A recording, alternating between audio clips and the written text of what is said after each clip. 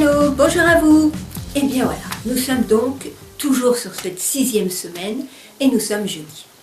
Alors, il nous est demandé donc de lire un texte biblique dans Ésaïe au chapitre 26. Au chapitre 26, les versets donc, on peut lire de 2 à 4.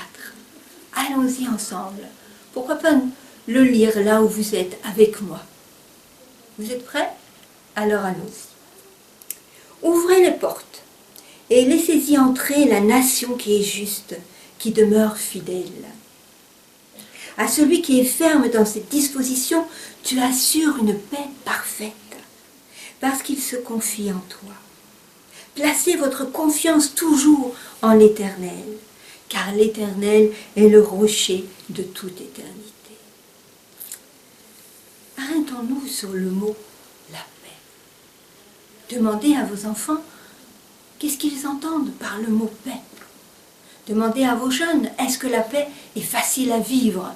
Par exemple, là où ils font leurs études. Vous-même, témoignez, est-ce qu'il est facile de faire la paix là où vous travaillez avec certains collègues ou alors un directeur un petit peu difficile à comprendre, à suivre? Voilà. Est-ce que c'est facile de vivre en paix? Ne serait-ce même au sein de sa propre famille.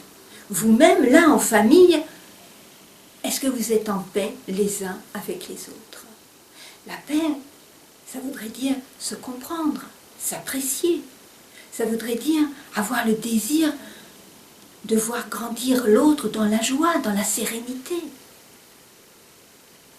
Pas être jaloux de sa réussite. Agir en disant du mal pour rabaisser l'autre. Mais au contraire, d'avoir la joie de voir l'autre s'épanouir. Alors, c'est facile peut-être avec ceux qu'on s'entend. Mais avec ceux avec qui c'est un peu plus compliqué. Comment, malgré tout, avoir cette paix? Dieu nous demande, Dieu nous donne sa paix. Mais pour qu'il nous donne sa paix, il faudrait que nous-mêmes, nous soyons en paix, déjà avec nous-mêmes, avec notre propre famille, et là où le Seigneur nous emmène pendant la semaine. Après, bien sûr, le déconfinement qui arrive bientôt pour certains. Parlons aussi de la paix dans l'Église. Souvent, on entend des critiques, des jugements. La bonne critique n'est pas un mal, au contraire, elle est là pour nous élever, pour qu'on devienne meilleur. Mais les jugements, les critiques, là, vous voyez, à celui qui est ferme dans ses dispositions d'apporter l'amour, de semer la parole de Dieu, dans cette disposition, tu assures une paix parfaite. Ce qui voudrait dire que rien ne peut nous ébranler. Comment je peux en arriver là? Comment je peux être ferme dans mes dispositions? Voilà, parlez de ça déjà au sein de votre propre famille. Car c'est de la famille que déjà la lumière jaillit. Et puis, il est dit un peu plus loin, car l'Éternel est le rocher de toute éternité, le rocher sur lequel je m'appuie, et il m'offre l'éternité. La mort ne pourra rien pour nous. Il est le rocher. Qu'est-ce qu'un rocher? Parlez avec vos enfants. Qu'est-ce qu'un rocher? On a été dans les bois, on a vu des grands rochers, alors est-ce qu'on peut le détruire? Est-ce que ça se casse? Qu'est-ce qu'il faut faire pour qu'il se casse? Voilà, c'est quoi s'appuyer sur un rocher? Voilà, vos enfants, ils ont besoin déjà de comprendre cela pour grandir dans la foi. Vos ados aussi, vos jeunes aussi, vous-même aussi. Alors, échangez un peu, voyez, sur ces mots, la paix, le rocher. Et puis, peut-être que la paix aussi, elle s'écoute parfois dans le silence, parfois s'asseoir, et là nous vivons dans le confinement, et peut-être que nous faisons beaucoup de choses ensemble, toujours ensemble, mais il n'est pas dit de faire toujours les choses ensemble. Chacun, un enfant, un ado, un jeune, et vous-même, parents, vous avez besoin aussi parfois d'une heure ou d'une demi-heure, tout seul, pour pouvoir se restaurer, pour faire silence un peu en soi-même, pour se ressourcer auprès du Seigneur. Et ensuite, bien sûr, être de bonne humeur au sein de sa famille. Peut-être il est bien dans ce silence, et comme beaucoup l'ont dit, une découverte des chants des oiseaux, une découverte de la beauté de la nature. Une découverte où on voit que dans le monde entier, là où les eaux étaient troubles, elles deviennent beaucoup plus pures, sans l'aide de l'homme. La nature se régénère. Alors, pourquoi ne pas fermer les yeux et écouter ce chant des oiseaux?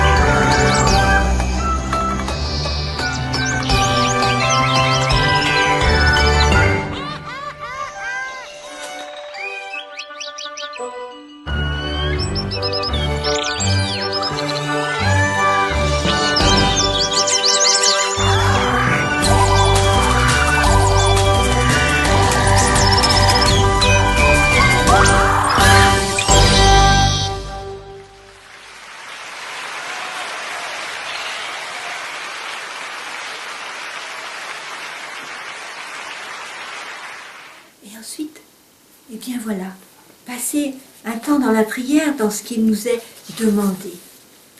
Il nous est demandé de prier pour ceux qui sont dans cette crise du Covid-19, qui se débattent ou qui ont des proches qui sont atteints par ce virus. Prions. Prions pour qu'ils retrouvent la joie d'une guérison. Prions pour que leur foi s'affermisse en leur Seigneur. Prions pour que la famille, les amis puissent trouver des solutions pour être en relation avec cette personne qui souffre et qui est malade. Priez aussi pour la paix des membres dans nos églises, afin que nos églises, la critique soit bannie, si je puis dire, la critique qui fait mal, qui blesse. Et la bonne critique, au contraire, et que nos sourires ne soient pas narquois, ni voulus, mais sincères. Oui, que le Seigneur travaille dans nos cœurs. Allez, je vous dis au revoir et écoutez le chant des oiseaux. Au revoir, à bientôt.